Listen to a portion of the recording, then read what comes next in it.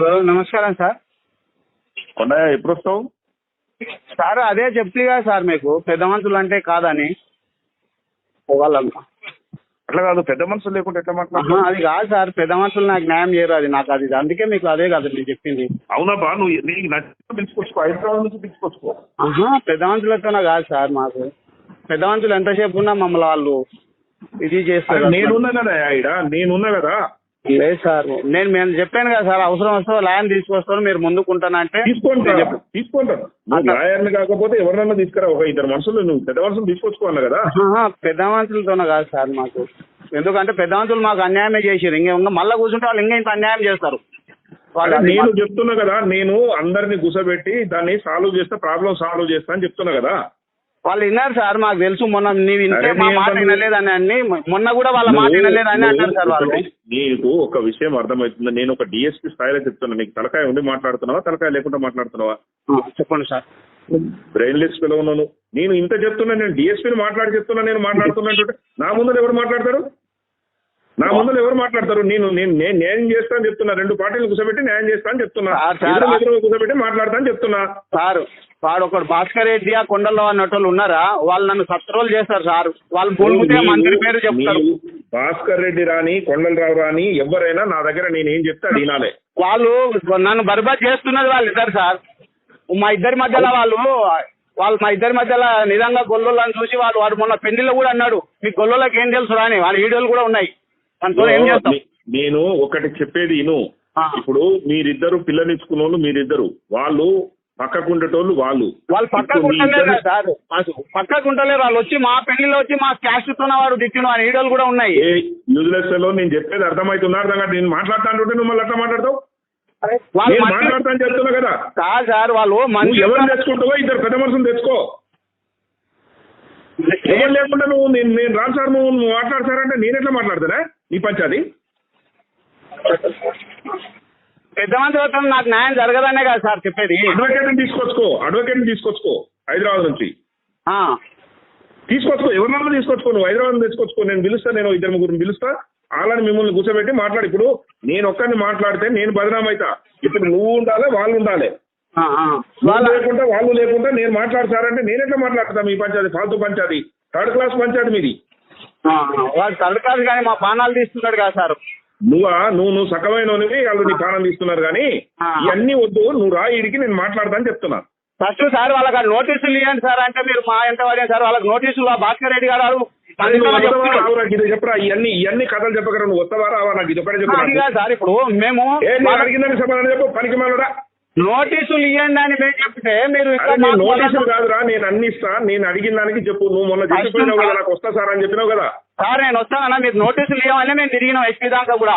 కానీ మీరు నోటీసులు ఇవ్వకుండా రాజాను ఫస్ట్ వాళ్ళు నోటీసులు ఇచ్చినాక వాళ్ళ కోర్టు షాట్యూట్ చేసినాక వచ్చి మాట్లాడతాను. నీకు ఒకటే చెప్తున్నా, నువ్వు వస్తావా రావా? ఇది ఒకటే చెప్పు. నాకు మిగిలిన అన్ని వద్దుగా. నువ్వు వస్తా అంటే నేను మాట్లాడతాను, నువ్వు రానంటే సరే నువ్వు చేసేది నువ్వు చేసుకో, నేను చేసేది నేను చేస్తా.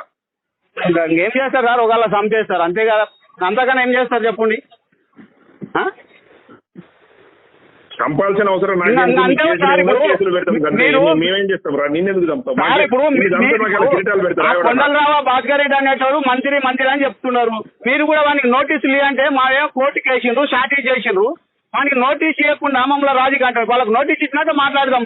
నిన్ను రాజీకి అమ్మని చెప్పలే నేను. నీకు అర్థమవుతుందో అర్థం కావట్లేదు.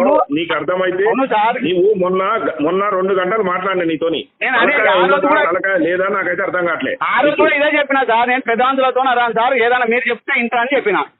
నేనే చెప్తారా? నేనే మాట్లాడతా అని చెప్తున్నా.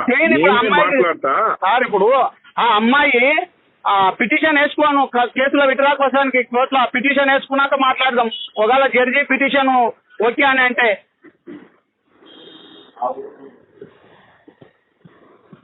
నేను పిటిషన్ అట్లా వేయరు. నేను మాట్లాడిన తర్వాత అరే ఆగురా, నేను చెప్పేది నువ్వు ఒక నిమిషం. ఇప్పుడు నేను మాట్లాడిన తర్వాత మీకు వాళ్ళకి ఇద్దరికి సామరస్యపూర్వకంగా సాల్వ్ అయితే, ప్రాబ్లం సాల్వ్ అయితే, ఇద్దరికి సామరస్యపూర్వకంగా ప్రాబ్లం కనుక సాల్వ్ అయి ఉంటే అప్పుడు వాళ్ళు పిటిషన్ వేసుకుంటారు. నువ్వు ఇచ్చే డబ్బులు నువ్వు ఆ పిల్లకి ఏమి ఇవ్వాలనుకుంటున్నావో ఆ అమ్మాయికి ఇచ్చే ఉంటాయి కదా. మంచి చెడు ఏమన్నా ఉంటే మీరు పెద్ద మనుషుల సమస్యలు పెట్టుకోరి. నీకు నచ్చిన వాళ్ళు వాళ్ళకు నచ్చిన వాళ్ళ మధ్య ఎవరి దగ్గర డబ్బులు పెట్టిన తర్వాత కేసు కాంప్రమైజ్ అయిన తర్వాత ఆ పిల్లలకు పైసలు ఇవ్వు. సరే సార్. అట్లా చేస్తారు పంచాయతీ. కానీ నువ్వు ఆ కాంప్రమైజ్ అయినాక కాంప్రమైజ్ అయ్యి పిటిషన్ చేస్తే నేను పైసలు ఇస్తా అంటే నువ్వు ఇవ్వకపోతే సార్ అయితే సరే సార్, మీ మాట ఓకే. ఫస్ట్ వాళ్ళకి ఆ నోటీసులు ఇచ్చేయండి సార్, నోటీసులు చేసి సాక్షి చేయండి, మీ మాట నేను ఇంత వచ్చి.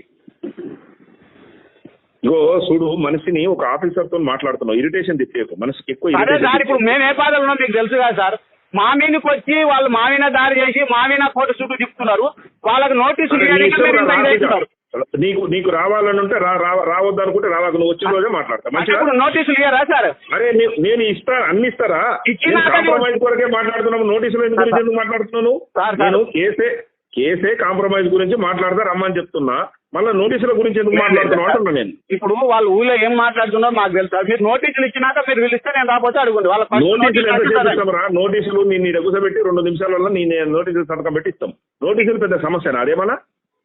నోటీసులు ఇచ్చి వాళ్ళకి క్యాష్ చేయండి సార్, అప్పుడు నేను మీ మాట ఇంకా కంపల్సరీ. ఇంకా నువ్వు బొత్తు నేను ఛార్జ్ షీట్ వేసి వాళ్ళ కోర్టు చుట్టూ తిరిగినాక నువ్వు వచ్చేది ఇప్పుడు వాళ్ళు ఊళ్ళో చెప్పుకుంటాం, మాకు పోలీసు వాళ్ళు ఏం చేయలేరు, మాకు మంచిగా ఉండదని చాలా మంది సాక్షులు ఉన్నారు. మేము పోలీసు వాళ్ళకి చెప్పే వచ్చి వాళ్ళ ఇంటి విందుకు వచ్చినా అని. మరి ఇప్పుడు అది నిజం రుజువు నేను ఈ అడ్డమైన మాటలన్నీ నువ్వు మాట్లాడితే నేను మళ్ళీ మాట్లాడితే బాగుండదు. ఇక నువ్వు మాట్లాడుతున్నావు, నువ్వంటే బేకార్, నువ్వేం మాట్లాడినా నేను ఒక స్థాయిలోనే నేను మాట్లాడకూడదు. నేను చెప్పేది నీకు అర్థమవుతుందా, అర్థం కావట్లేదా? నేను క్లియర్ గా చెప్తున్నాను, నువ్వు రా పెద్ద మనుషులు తీసుకొని రా, లేకపోతే అడ్వకేట్ తీసుకొని రా, ఆ పిల్లని కూర్చోబెడతా. నువ్వు నీ కోడలికి ఏమి ఇయ్యదలుచుకున్నావు ఇచ్చిన తర్వాత నీకు ఒకవేళ కాదంటే పెద్ద మనుషుల సమక్షంలో పెట్టు, మీరు అన్ని కాంప్రమైజ్ అయినాక నేను పైసలు ఇప్పిస్తా అని చెప్తున్నా. నేను ఇంత క్లియర్ గా చెప్పినాక మళ్ళీ నువ్వు నోటీసులు ఇచ్చి ఛార్జ్ షీట్ వేస్తారని మాట్లాడతావు. నోటీసులు నీకు ఇస్తాం, వాళ్ళకి ఇస్తాం, అందరూ ఛార్జ్ షీట్ వేస్తాం, కేసులు ఉన్నాయి వేస్తాం ఛార్జ్ షీట్. మాకు ఐదు వాళ్ళకి నోటీస్ ఛార్జ్ షీట్ వేసినాక మాట్లాడతారు సార్.